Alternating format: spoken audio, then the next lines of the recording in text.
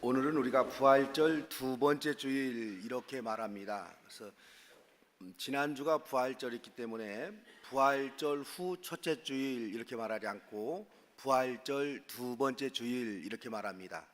그래서 기독교는 52주 주일이 다 부활절입니다.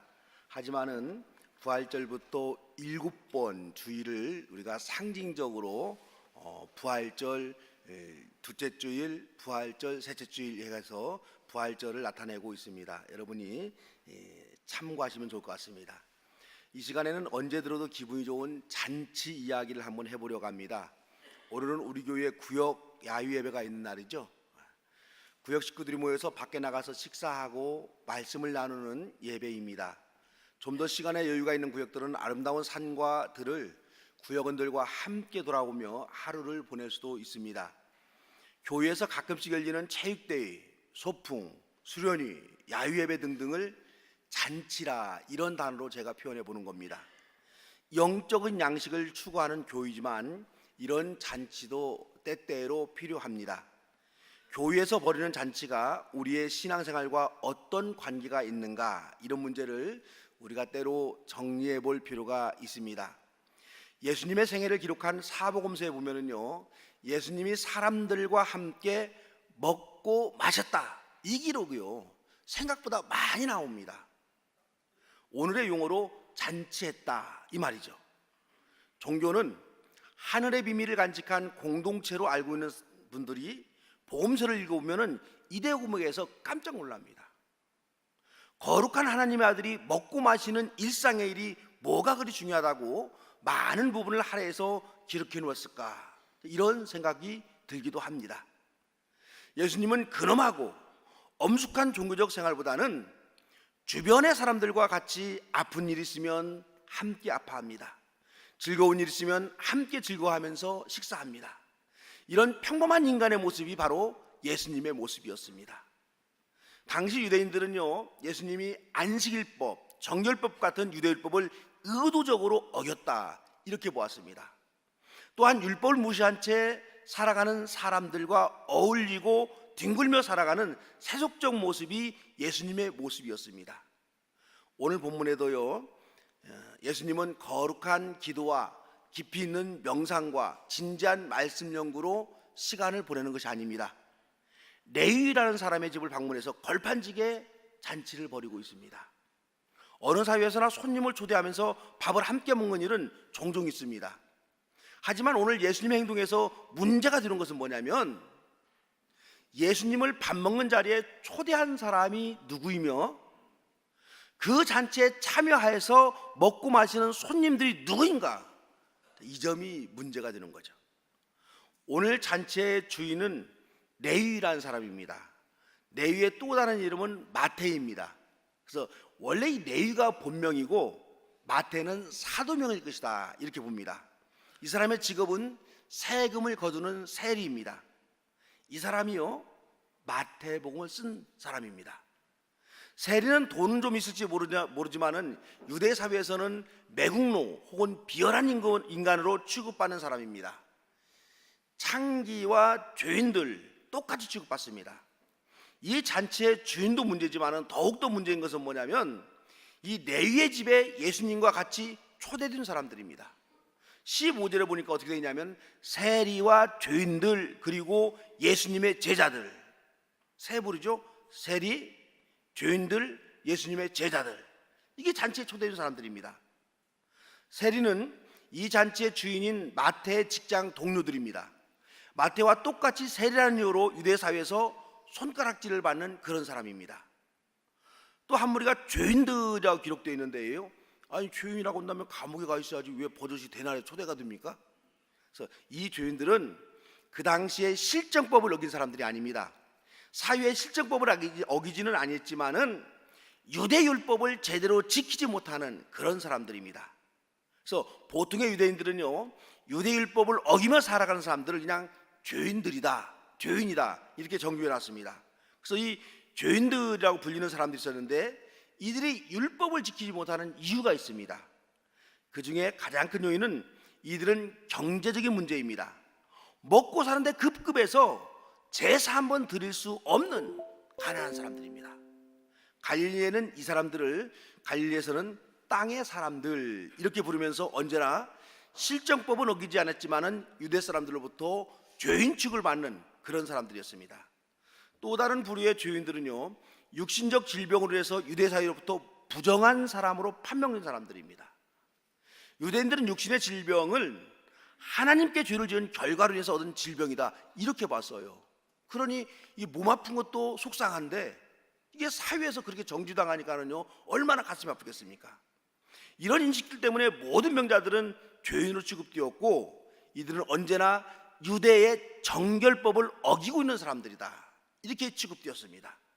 이렇게 세리들, 가난한 사람들, 병자들과 더불어서 예수님이 자신의 제자들과 함께 식사하고 있는 모습입니다.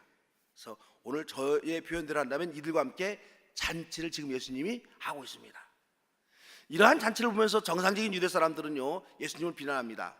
특히 이 바리새인들, 율법학자들은 예수님을 아주 수준 낮은 사람으로 평가합니다. 어떻게 하나님의 율법을 어기며 살아가는 죄인들, 천민들과 같이 어울려서 잔치를 벌일 수가 있는가 이런 거죠. 만약에 우리의 조선 사회로 말한다고 한다면은 아주 동네에서 유명한 훈장이 백정들과 함께 잔치하고 있다 이렇게 보면 여러분 상상이 가는 거죠. 이러한 주변의 비난을 듣고 예수님은 깊이 있는 말 한마디 던집니다. 의사는 병든 사람에게 필요한 것이지 건강한 사람에게 무슨 소용이 있겠소? 나는 의인을 부르러 온 것이 아니라 죄인을 부르러 왔소 이리 말합니다. 그리고 죄인들이라 불리는 사람들과 잔치를 지속합니다. 네와의 잔치 후에 예수님은 또 다른 비난을 받습니다. 유대인들은요 아침 6시부터 저녁 6시까지 월요일과 목요일 이틀 동안은 금식하고 기도합니다. 이게 경건한 유대인들이에요. 월요일과 목요일 아침 6시부터 저녁 6시까지 경건한 사람이라면 누구나 한 주에 이틀을 금식하면서 하나님께 기도합니다. 그런데 예수님과 제자들은 금식에는 전혀 관심이 없어 보입니다. 이런 예수님과 제자들을 보면서 유대인들이 비난하는 겁니다. 아니 보시오, 요한의 제자들 그리고 바리새인들은 금식을 하면서 경건한 삶을 추구하는데 어째 당신의 제자들은 금식하면서 기도하는 일에 관심이 없습니까? 이런 거죠. 이 말은 예수 당신도 좀 더 경건한 삶을 살기 위해서 금식하고 기도하고 해야지 그렇게 사람들과 함께 어울려 먹기만 좋아한다면 그거 되겠습니까? 이런 질책입니다. 이러한 비난을 받고도 예수님은 조금도 태도를 바꾸지 않습니다. 그리고 알아듣기 어려운 말로 응답합니다. 신랑이 함께 있을 때에는 혼인잔치의 손님들이 먹고 마시고 즐기지만 신랑이 빼앗길 때가 있어요. 그때는 금식할 것이요. 이 말씀은요 지금 우리는 조금 이해할 수 있을 것 같죠. 신랑은 예수님을 상징한다 이렇게 우리가 보기 때문에요. 하지만 예수님 당시 사람들은요 도저히 이해할 수 없는 말입니다. 오늘 우리가 긴 신약의 본문을 읽었지만은요 또 하나 신약 본문을 읽었죠. 이 요한복음의 이야기는 부활한 예수님이 제자들과 만난 장면입니다. 부활한 예수님이 제자들과 만나서 기도하고 율법을 가르치고 뼈에 새길 교훈을 주는 것이 아니에요. 부활한 예수님은 제자들과 함께 밥을 먹었다. 성경은 그렇게 기록되어 있습니다. 제가 어렸을 때 저를 가장 공포에 떨게 했던 말 한마디는 밥 먹지 마 하는 말이에요. 말 안 듣는 저에게 누나들이 하는 협박, 너 밥 안 줘? 오늘 밥 없다? 이 말. 밥 안 줘 하는 말이 말썽을 피는 저에게 상당히 효과가 있기 때문에요. 때로는 엄마도 저에게 이 말을 써먹더라고요. 저녁 먹지 마. 그래서 저는 밥 안 준다는 소리가 너무 무서워가지고 말썽 피는 것을 중단하고 엄마나 누나의 말에 잘 순응을 했습니다. 이 밥 한 그릇에는요 참으로 많은 의미가 담겨 있습니다. 밥은 무서운 형벌이 되기도 하고 밥은 가장 큰 상이 되기도 합니다. 지금 부활하신 예수님이요 너무도 큰 잘못을 저지르고 면목수하는 제자들, 그 제자들에게 찾아왔어요. 십자가의 죽음이 너무도 무서워서 예수님을 버리고 떠난 제자들, 그 제자들에게 부활한 예수님이 먼저 찾아오신 겁니다. 부활하신 예수님과 제자들이 둘러앉았습니다. 어색한 침묵결입니다. 그때 예수님 하신 말씀이 이 말입니다. 야, 밥 먹자. 대단한 말 아니에요. 야, 밥 먹자. 이 말 한마디는 참으로 많은 뜻이 내포되어 있습니다. 이제 지나간 일은 다 털어버리자, 이 말이죠. 내가 너희를 이미 용서하였고 나는 아직도 너희를 여전히 사랑한다, 이런 의미가 담겨 있습니다. 배반당한 나보다 배신한 너희들의 마음이 더 아프지? 그 마음 내가 잘 알아. 이제 모든 것 잊어버리고 우리 다시 시작하자, 이런 말이 바로 와서 아침 먹자, 이 말이에요. 아침 먹자. 부활하신 예수님은요, 선성을 배반했다는 자책감에 치를 떨고 있는 제자들에게 밥 먹자는 용서와 사랑으로 가득 찬 말을 함으로써 그들의 상처난 가슴을 치유해 주셨고 다시 제자들과 관계를 회복시켜 주셨습니다. 여기서 우리 한 가지 생각해야 될 것이 있습니다. 이 세상에서 벌어지고 있는 모든 잔치, 모든 밥 먹는 회의가 똑같은 잔치, 똑같은 밥 먹는 회의가 여러분 아니에요. 예를 든다고 한다면 예수님 시대에 헤롯 왕이 헤롯 궁전에서 벌이는 잔치가 있습니다.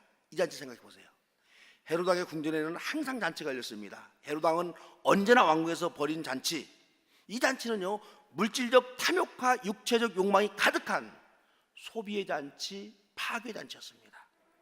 헤롯이 벌린 잔치에 올려진 기름진 음식은 백성들의 살로 만들어진 착취 음식입니다. 헤롯의 잔치장에 올려진 빛깔 좋은 포도주는 백성들의 피를 짜서 만든 아픔의 포도주입니다. 헤롯의 잔치의 최고의 시간은 뭐였냐면 세례 요한의 목을 잘라서 쟁반에 바쳐서 자기 딸 헤로디아에게 주는 그런 시간이었습니다. 헤롯은 잔치를 통해서 백성의 살을 뜯고 백성들의 피를 마셨으며 자신의 쾌락을 위해서 하나님의 예언자 세례 요한의 목을 자르는 이런 이 엉터리 일을 서슴지 않고 자행했습니다. 그래서 이 헤롯 왕이 벌인 잔치는 탐욕의 잔치, 파괴의 잔치, 세속의 잔치였다, 이렇게 볼 수 있습니다. 이런 파괴의 잔치는 지금 우리 사회에도 지속되고 있습니다. 이 시대 최고의 권력 중에 하나인 검사 하나가, 이제 전 검사죠, 멋진 별장에서 잔치를 벌이면서 여성을 강제로 성폭행했습니다. 그런데도 아직도 진상은 바뀌지 않고 있어요.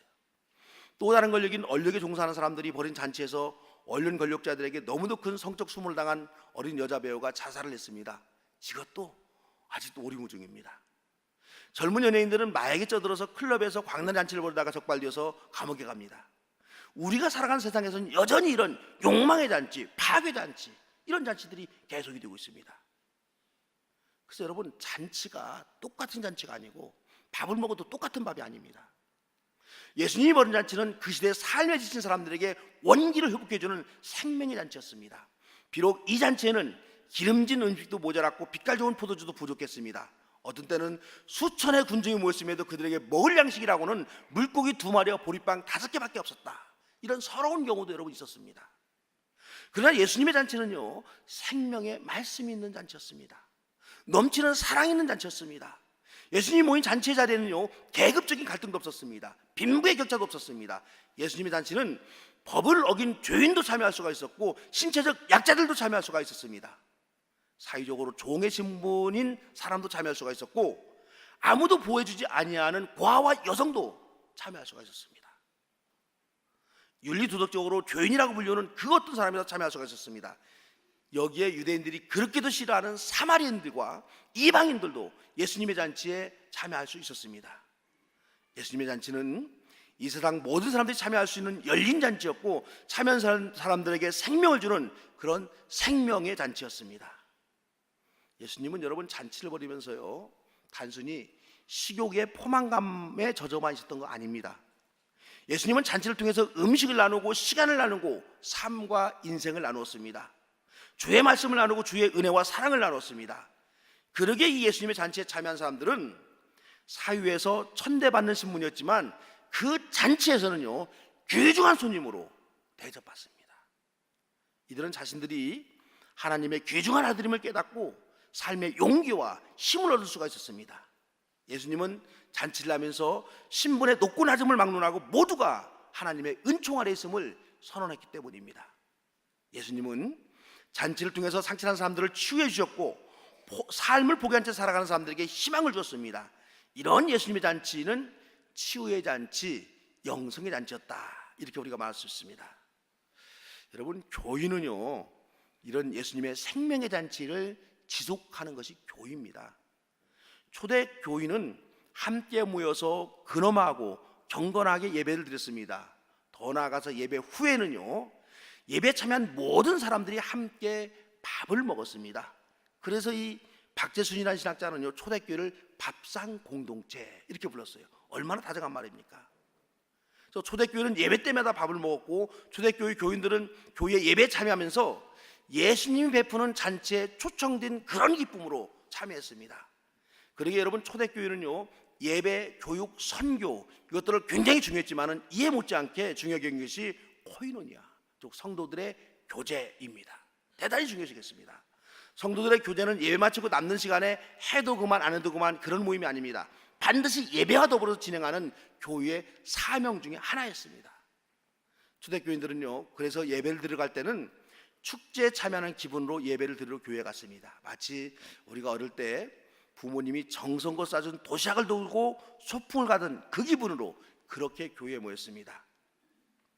그 당시 유대교인 기성교회와 새로운 종교인 기독교의 차이점이 바로 여기에 있었습니다.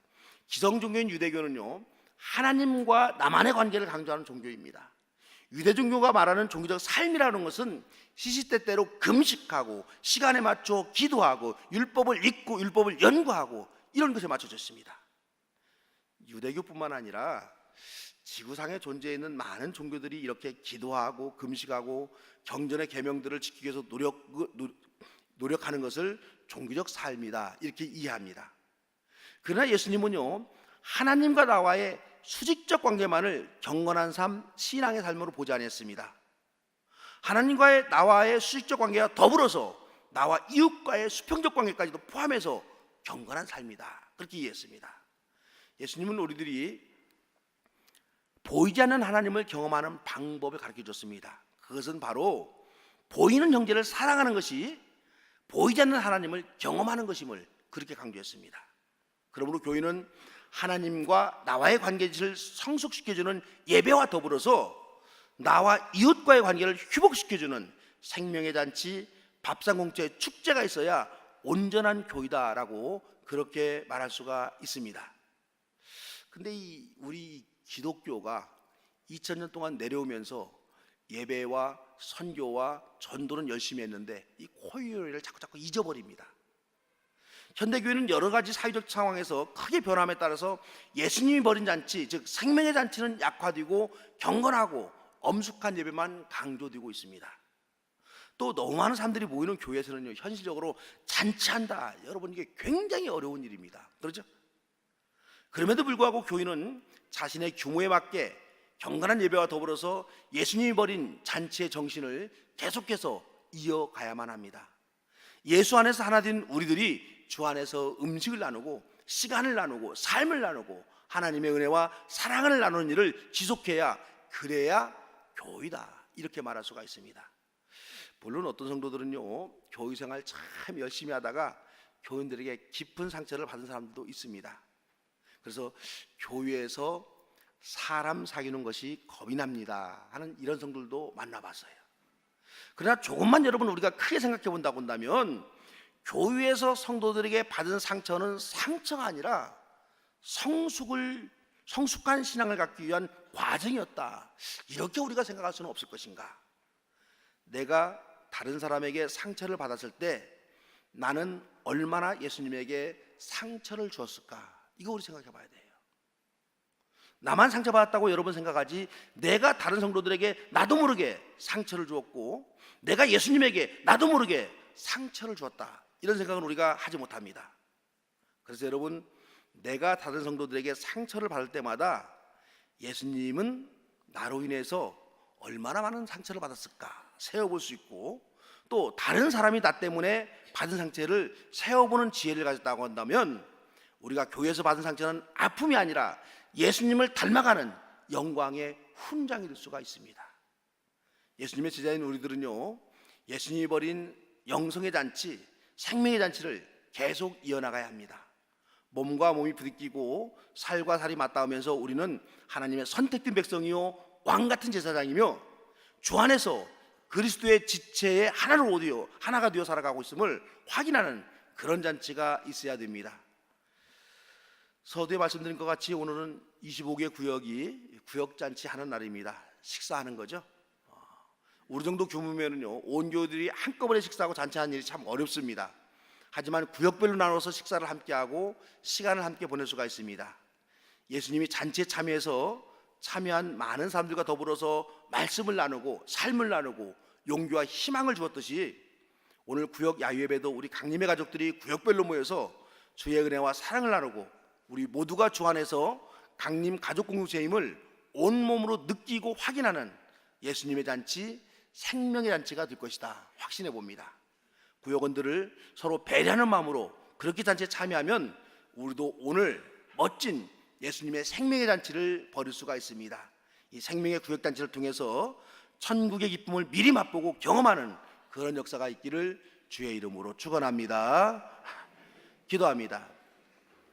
사랑의 주님, 예수님과의 사귐이 참으로 기쁘고 행복하고 아름다움을 우리가 고백합니다. 예수 믿는 성도들끼리, 교인들끼리의 사귐도 아름다운 것임을 깨닫고 우리 모두 손에 손 맞잡고 하나가 되어서 천국의 그 기쁨을 미리 맛보는 귀중한 역사가 있게 하여 주시옵소서. 오늘은 구역 야유예배로 우리가 드립니다. 온 구역원들이 모여서 즐겁게 식사를 나누고 말씀을 나누고 서로서로 삶을 나누면서 우리가 함께 믿음의 길을 가는 신앙의 길벗드림을 깨달을 수 있는 복된 시간 되게 하여 주시옵소서. 예수님의 이름으로 기도드리옵나이다.